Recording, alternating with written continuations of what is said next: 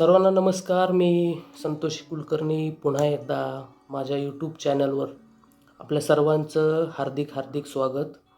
आशा आहे की आपण सगळेजण उत्तम असाल, छान असाल. खरं म्हणजे हा व्हिडिओ बनवण्याचं महत्त्वाचं कारण असं की एक 2-3 दिवसामध्ये नवीन शैक्षणिक वर्षाला सुरुवात होत आहे आणि या निमित्तानं अनेक पालक आपल्या पाल्यांना शाळेमध्ये प्रवेश घेत आहेत.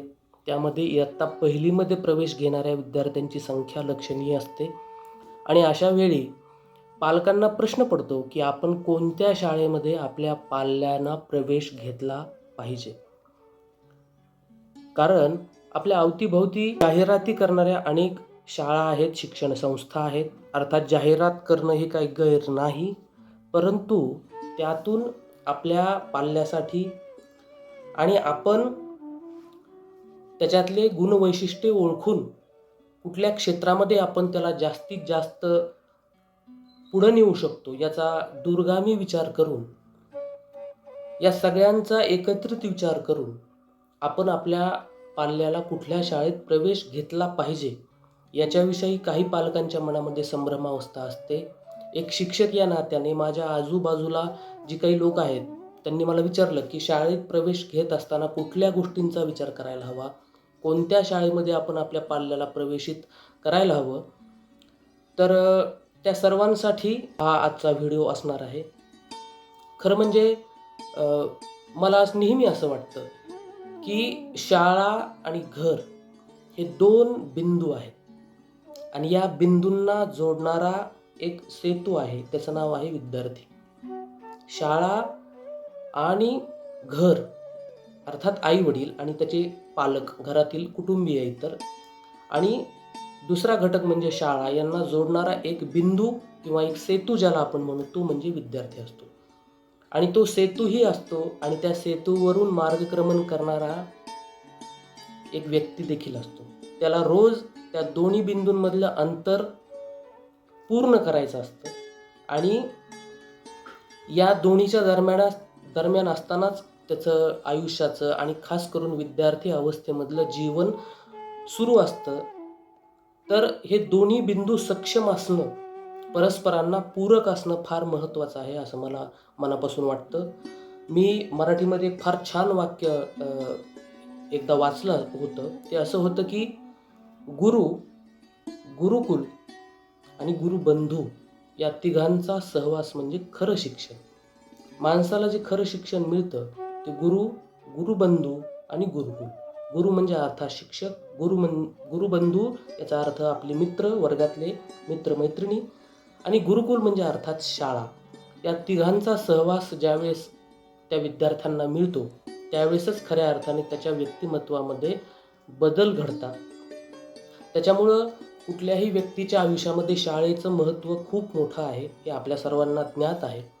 परंतु शाळा निवडत असताना कुठल्या कुठल्या गोष्टींचा आपण साधक बाधक विचार केला पाहिजे याच्याविषयी आज मी थोडंसं एक शिक्षक या नात्याने पूर्वानुभव म्हणून माझ्या काही गोष्टी मी तुम्हाला सांगणार आहे. खरं म्हणजे शाळा कुठली निवडावी, तर गमतीनं असं एक वाक्य म्हटलं जातं की जी शाळा शाळा करत नाही त्या शाळेमध्ये आपण आपल्या मुलाला प्रवेश घेतला पाहिजे. जी शाळा शाळा करत नाही त्या शाळेमध्ये आपण प्रवेश घेतला पाहिजे. खरं म्हणजे या विधानातलं मार्मिकता पण आहे, विनोद पण आहे.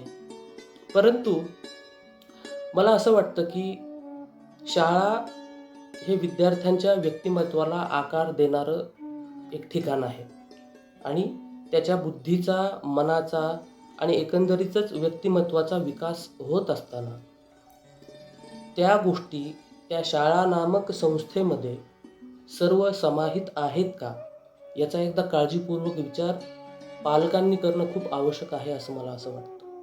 याचा अर्थ काय आहे की आपण आपल्या मुलांना शाळेत का पाठवतो, इथून ह्या सर्व गोष्टींची सुरुवात आहे. आपण आपल्या मुलांना का शाळेत पाठवायचं? मनुष्य हा सामाजिक घटक आहे. त्याची जडणघडण, त्याची जी उत्क्रांती होत गेली ती समाजामध्ये मिसळल्यामुळे त्याचं जे अभिसरण झालं, त्या अभिसरणातून मनुष्याची उत्क्रांती होत गेली. संस्कृती, वेगवेगळे कल्चर याच्यातून माणसाचं मन प्रगल्भ होत गेलं आणि त्याच्यातून त्याची उत्क्रांती होत गेली.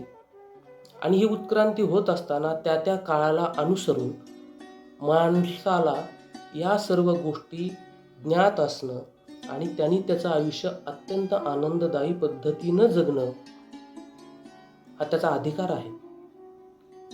आणि त्या दिशेपर्यंत आपण आपल्या विद्यार्थ्यांना घेऊन गेलं पाहिजे. हा दृढ संकल्प प्रत्येक शाळेमध्ये, त्या संस्थेमध्ये असणं फार महत्त्वाचं आहे असं मला मनापासून वाटतं.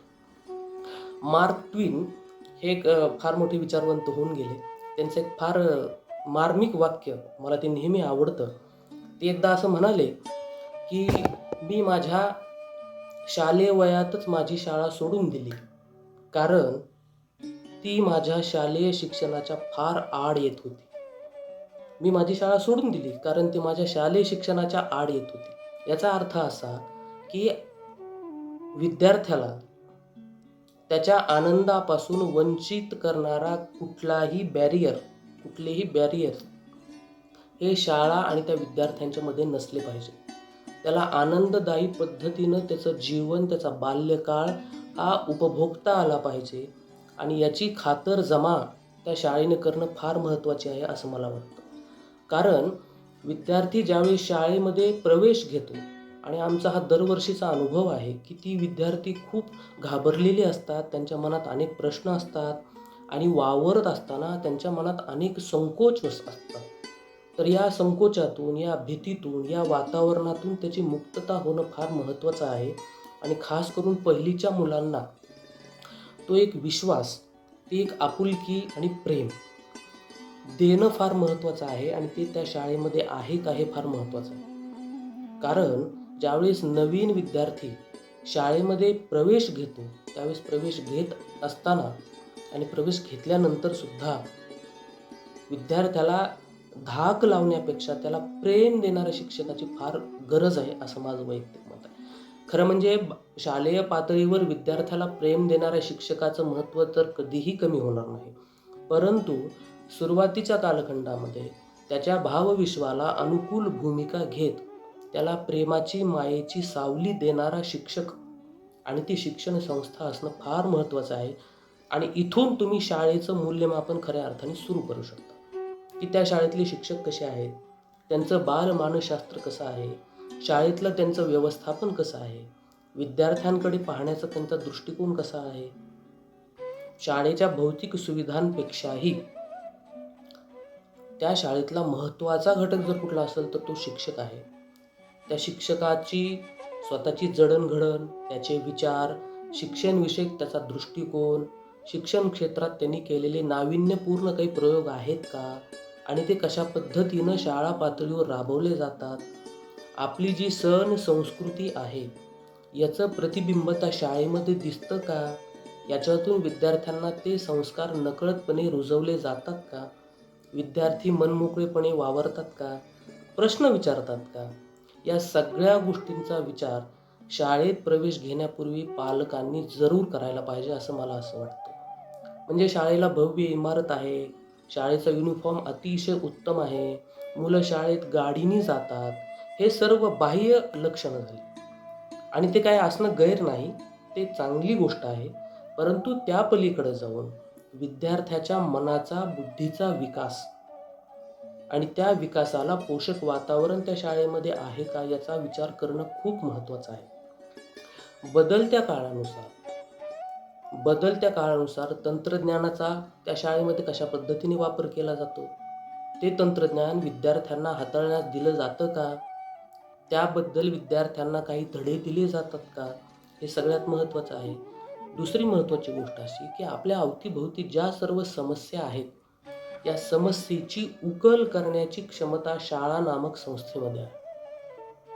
आणि तशा पद्धतीचे कुठले प्रयोग शाळेमध्ये केले जातात का, शाळेला प्रशस्त मैदान आहे का, क्रीडा शिक्षक आहेत का, विद्यार्थ्यांना शालेय पातळीवर शारीरिक शिक्षणाचं शिक्षण व्यवस्थित दिलं जातं का, या गोष्टींचा देखील विचार करणं खूप महत्त्वाचं आहे. जसं की मी तुम्हाला आत्ता म्हणालो, की शाळेच्या म्हणजे आपल्या अवतीभोवती ज्या काही सर्व समस्या आपल्याला भेडसावत आहेत, तर त्या प्रत्येक समस्येचं उत्तर शाळेमध्ये सापडू शकतं. ते सापडण्याची, शोधण्याची प्रवृत्ती आणि प्रकृती त्या शाळेमधल्या व्यवस्थापनामध्ये, शिक्षकांमध्ये असणं खूप महत्त्वाचं आहे. तुम्हाला एक मी सोपं उदाहरण सांगतो. जसं की आपल्या सर्वांना माहिती आहे, की आपल्या अवतीभोवती आज ज्या सर्वात मोठ्या समस्या आहेत, त्याच्यामधली एक सगळ्यात मोठी समस्या म्हणजे पर्यावरणाचं बिघडत जाणारा समतोल. आणि ह्या वेगवेगळ्या कारणांमुळे आहे. तर याच्यामध्ये प्रदूषणाच्या बाबतीमध्ये जी सर्वात मोठी समस्या आहे ती प्लास्टिकची आहे. मायक्रो पॉलिथिन आहे. आणि या प्लास्टिकमुळं, पॉलिथिनमुळं आपल्या सजीव सृष्टीला खूप मोठा धोका उत्पन्न झालेला आहे आणि येत्या काही वर्षांमध्ये ही समस्या अधिकाधिक उग्र रूप धारण करणार आहे. त्यामुळे त्या समस्येशी लढायचं असेल, त्याच्यावर जर आपल्याला उपाययोजना करायची असेल, तर त्या समस्येचं समाधान शोधणारी पिढी आपल्याला जन्माला घालावी लागेल आणि ती शाळेतून घालावी लागेल. तर हा दृष्टिकोन शिक्षकांमध्ये आहे का? हे एक मी तुम्हाला उदाहरण सांगितलं. अशा अनेक गोष्टी असतात, की त्या गोष्टींची आणि समस्यांची उत्तरं विद्यार्थ्यांना शोधण्यास प्रवृत्त करणारी विचारप्रणाली त्या शाळेमध्ये, शिक्षण संस्थेमध्ये असणं फार महत्त्वाचे आहे. शिक्षकांना स्वतःच्या कल्पना राबवण्याचं स्वातंत्र्य त्या शाळेमध्ये आहे का? शिक्षक आणि मुख्याध्यापकांचे संबंध कसे आहेत? या सर्व गोष्टींचा परिणाम विद्यार्थ्यांच्या जडणघडणीवर होतो.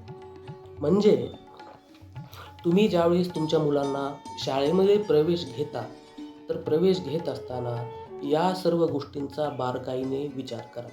आता अनेक जण असा प्रश्न विचारतात, की आम्ही आमच्या मुलांना मराठी माध्यमाच्या शाळेत प्रवेश घ्यावा का इंग्रजी माध्यमाच्या शाळेत प्रवेश घ्यावा? खरं म्हणजे मी एक मराठी माध्यमामध्ये शिकवणारा शिक्षक आहे. परंतु तरीही तुम्ही तुमच्या विद्यार्थ्यांना, पाल्यांना मराठी शाळेतच प्रवेश घ्या असा मी कुठलाही आग्रह करणार नाही. याचं कारण असं की तो निर्णय सर्वस्वी तुमचा आहे. मातृभाषेतून जर शिक्षण घेतलं तर अर्थातच त्याच्या बुद्धीचा विकास लवकर होतो. अनेक जे किचकट संबोध संकल्पना आहेत त्या त्याला समजतात आणि निसर्ग आणि शाळा याच्यामध्ये कुठलाही द्वैत भाव निर्माण होत नाही. हे सगळ्यात महत्त्वाचं आहे. त्याच्यामुळे मातृभाषेतून शिक्षण घेणं तर आवश्यक आहेच आहे. पण याचा अर्थ मातृभाषेतूनच शिक्षण घेतलं म्हणजेच मुलगा शिकतो असंही नाही. आणि इंग्रजीतूनच शिक्षण घेतलं म्हणजेच मुलगा चांगल्या पद्धतीने शिकतो असंही नाही. याचं कारण असं आहे की शिक्षणामध्ये भाषा हे फक्त माध्यम आहे. ते एक साधन आहे, साध्य नव्हे. साध्य आहे विद्यार्थ्याचा व्यक्तिमत्व विकास. आणि तो विकास साधत असताना ती इंग्रजी भाषा असेल किंवा मराठी भाषा असेल, हा पर्याय निवडण्याचा सर्वस्वी अधिकार पालकांना आहे आणि विद्यार्थ्यांना आहे. फक्त मी एवढंच सांगेन की साधारणतः 10 वयोगटापर्यंत विद्यार्थ्यांना त्यांच्या मातृभाषेशी जर शिक्षणाच्या माध्यमातून आपण जवळ घेऊन गेलो, मराठी भाषेकडे जर आपण घेऊन गेलो, तर त्यांच्या बुद्धीचा विकास, आकलनाची पातळी निश्चितपणे वाढण्यास मदत होते आणि त्याच्यामुळं मराठी भाषेतून आपण शिक्षण घेतलं तरी ते उत्तमच राहील. परंतु मराठीतूनच तुम्ही शिक्षण घ्या असा कुठलाही मी अतिरेकी आग्रह करणार नाही. तो सर्वस्वी निर्णय आपला आहे. परंतु हे सर्व करत असताना आपल्या पाल्याचा गुणात्मक परिवर्तनाकडे होणारा प्रवास मात्र आपल्याला कधीही दुर्लक्षून चालणार नाही. खास करून नवीन तंत्रज्ञान, पर्यावरणातले बदल, त्यानंतर एक मॉरल व्हॅल्यूज किंवा ह्युमन व्हॅल्यूज आपण ज्याला म्हणतो, मानवी मूल्य म्हणतो, ती मूल्य वृद्धिंगत करणारी पिढी त्या शाळेमध्ये घडते आहे का? हे सगळ्यात महत्त्वाचं आहे. मुलांमधला आत्मविश्वास हा प्रत्येक क्षणाला वाढत गेला पाहिजे आणि ते वाढणारं वातावरण त्या शाळेमध्ये असणं फार महत्त्वाचं आहे. म्हणजे आपल्याकडे हल्ली असं म्हणतात की स्पर्धेचं युग आहे, स्पर्धेचं युग आहे. हे मान्य आहे. परंतु प्रत्येक पातळीवर तुम्ही स्पर्धा करू शकत नाही. इंग्रजीमध्ये एक फार छान वाक्य आहे, competition is the law of jungle. Competition is the law of jungle but cooperation is the law of civilisation. अर्थात स्पर्धा हा जंगलाचा नियम आहे, कानून आहे. परंतु सहकार्य हा नागरीकरणाचा नियम आहे. नागरीकरणात आपण राहतो, सिव्हिलायझेशनमध्ये राहतो आणि त्यामध्ये आपल्याला कॉम्पिटिशन नव्हे तर कोऑपरेशन करणारी पिढी एकमेकास सहाय्य करू, एक कोऑर्डिनेशन विद्यार्थ्यांमध्ये निर्माण होणं की कोणीही पाठीमागं न राहता सगळ्यांनी सोबत पुढं जाणं, हे जर त्याला शिक्षण दिलं तर समाजामध्ये ज्यावेळेस तो जाईल त्यावेळेस सुद्धा त्याच भूमिकेने तो आयुष्यभर वावरेल आणि काहीतरी सकारात्मक आणि गुणात्मक गोष्टी समाजासाठी तो करू शकेल. तर याची जडणघडण अशा पद्धतीने आपण मुलांमध्ये करतो. म्हणजे मी आमच्या शाळेच्या पातळीवर ह्या सर्व गोष्टी चालू असतात. तर तसं इतर ठिकाणी सुद्धा त्या शाळामध्ये या सर्व गोष्टी चालतात का, यालाही फार महत्त्व आहे. त्याचप्रमाणे बदलत्या काळानुसार स्पर्धा परीक्षेच्या दृष्टीनं त्या शाळेमध्ये कशा पद्धतीनं तयारी घेतली जाते याचाही विचार पालकांनी करणं आवश्यक आहे. स्पर्धा ही तुम्हाला चुकणारी नाही, परंतु सतत स्पर्धेच्या मोडमध्ये राहणं आणि आपलं मानवीय मूल्य विसरणं याला काहीही अर्थ राहणार नाही. स्पर्धा ही आवश्यक आहे, परंतु ती क्षणिक आहे. त्याच्या पलीकडं कॉपरेशनचं जग आहे आणि त्या जगामध्ये तुम्हाला वावरायचं आहे. तर हे संस्कार देणारीच ती शाळा आहे का, यालाही फार महत्त्व आहे असं मला वाटतं. दुसरी एक महत्त्वाची गोष्ट की कलेच्या बाबतीमध्ये त्या शाळेमध्ये कुठल्या प्रकारचे उपक्रम राबवले जातात, गायन, वादन, नृत्य याच्या संदर्भाने काही धडे विद्यार्थ्यांना दिले जातात का, याचाही विचार करणं पालकांनी फार महत्त्वाचं आहे. मला असं नेहमी वाटतं की माणसाच्या आयुष्यामध्ये 2 गोष्टी असणं फार महत्त्वाचं आहे. एक नंबर म्हणजे कला आणि दुसरा म्हणजे खेळ. स्पोर्ट्स आणि आर्ट ह्या कुठल्याही व्यक्तीच्या आयुष्याचे महत्त्वाचे आयाम आहेत आणि त्याची रुजवणूक प्रत्येक व्यक्तीमध्ये असली पाहिजे. याचं कारण असं आहे की ज्यावेळेस तो मोठा होतो आणि वेगवेगळ्या जबाबदाऱ्या तो सांभाळत असतो, तर हे सर्व करत असताना त्याचा मानसिक कस लागतो आणि त्यावेळेला तुमच्याकडे एक खेळ असेल, एक जर कला असेल, तर तुमचं मानसिक स्वास्थ्य खूप चांगल्या पद्धतीने राहू शकतं. तुम्ही अनेक लोकांशी जोडले जाता. हा माझा वैयक्तिक अनुभव आहे, कारण मी स्वतः एक कलाकार आहे, तबलावादक आहे आणि मी स्वतः अनुभवलं आहे की मी तबल्यामुळं अनेक लोकांशी जोडला गेलो, संगीतामुळे जोडला गेलो. त्याच्यातले मार्मिक स्थानं मला समजली आणि माझ्या आयुष्यातले कित्येक क्षण हे संगीतामुळे कृतार्थ झाले. त्याच्यामुळं आर्ट आयुष्यामध्ये खूप महत्त्वाची आहे. मग ती कला असो, आर्टमध्ये संगीत असो, मूर्तिकला असो, मातीकला असो, चित्रकला असो, कोणतीही कला असो. 64 कलांपैकी कुठलीही एक कला आणि त्याचे रुजवणूक निसर्गाने जन्मताच केलेली असते. फक्त ती आपल्याला ओळखता आली पाहिजे आणि ओळखून त्याला दिशा देता आली पाहिजे. तर तशी प्रणाली त्या शाळेमध्ये आहे का? शारीरिक शिक्षणाच्या बाबतीमध्ये, खेळाच्या बाबतीमध्ये कोणत्या पद्धतीनं विद्यार्थ्यांना मार्गदर्शन केलं जातं याचाही विचार केला पाहिजे आणि या सर्व गोष्टींची गोळाबेरीज करून आपण आपल्या मुलाची किंवा मुलीची शाळा निवडली पाहिजे असं मला मनापासून वाटतं. शाळा ही साधारणतः घराच्या थोडी जवळ असली तर चांगली गोष्ट आहे. खूप लांब असेल तर त्याचा विद्यार्थ्याच्या शारीरिक आणि मानसिक स्थितीवर खूप परिणाम होतो. त्यामुळे जवळची शाळा निवडण्याचा प्रयत्न करा आणि मी या व्हिडिओमध्ये ज्या गोष्टी तुम्हाला आत्ता सांगितल्या तर त्याच्यातले काही बिंदू त्या शाळेमध्ये असले पाहिजेत आणि त्याचा बारकाईने आपण विचार केला पाहिजे. याचं कारण असं आहे की शेवटी आपलं जे ध्येय आहे की ते आपल्या पाल्याचा गुणात्मक परिवर्तन झालं पाहिजे. एक चांगला माणूस म्हणून त्याची जडणघडण झाली पाहिजे. म्हणजे होमोसेपियन ते आजचा उत्क्रांत प्राणी असा हा माणसाचा सर्व प्रवास आहे. तर त्या उत्क्रांत झालेल्या प्राण्यांमध्ये रोजच्या प्रत्येक क्षणाला होणारा बदल, काळानुरूप, परिस्थितीनुरूप तो सर्व बदल त्या आपल्या पाल्यामध्ये सुद्धा दिसला पाहिजे असं मला असं वाटतं आणि त्याच्यासाठी आपण शाळेची निवड करत असताना या सर्व घटकांचा विचार करावा. आपल्याला खूप मनापासून शुभेच्छा, आपल्या पाल्याला मनापासून शुभेच्छा देतो आणि खूप चांगल्या पद्धतीनं आपण शाळेची निवड करा. या सर्व गोष्टींचा विचार करा आणि तुम्हाला आणि तुमच्या पाल्यांना त्यांच्या शैक्षणिक भवितव्यासाठी मी पुन्हा एकदा शुभेच्छा देतो आणि या ठिकाणी नवीन विषयासह पुन्हा आपण भेटूया. धन्यवाद.